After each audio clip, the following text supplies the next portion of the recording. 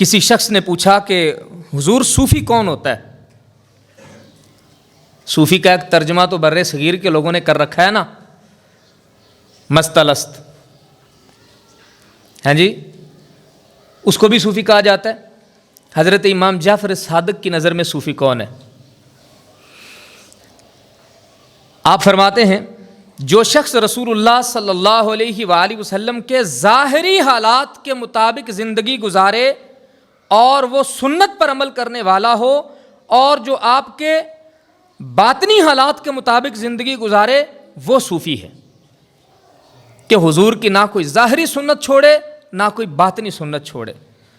باطنی سنت سے مراد کیا ہے؟ ظاہری سنت تو حضور کی طرح لباس پہننا، حضور کی طرح جو ہے وہ اپنے بال رکھنا، آقا علیہ الصلاۃ والسلام کی طرح ہی چلنا پھرنا، کھانا پینا۔ اور باطنی اعمال یہ ہیں کہ حضور جس انداز میں حضور گفتگو فرماتے تھے، اچھے اخلاق اپنانا، جھوٹ، غیبت، چغلی، اس طرح کی ساری چیزوں سے دور رہنا، کسی کے بارے میں ذرہ برابر بھی دل کے اندر بغض، حسد اور کینہ نہ رکھنا، یہ باطنی اعمال ہیں۔ فرمایا جو راہ سلوک کا راہی ہے اور جو صوفی بننا چاہتا ہے، اس کے لیے صرف یہ چیز ہے، اس کے علاوہ تیسری شے میں اگر وہ صوفیت تلاش کرے گا تو نہیں ملے گی۔ اس لیے کہ سب سے بہترین راستہ وہ راستہ ہے جو رسول اللہ صلی اللہ علیہ وآلہ وسلم کا راستہ ہے، اور اسی پر چل کے غوث، کتب، ابدال اور صوفی سب کچھ اسی پہ بنتے ہیں۔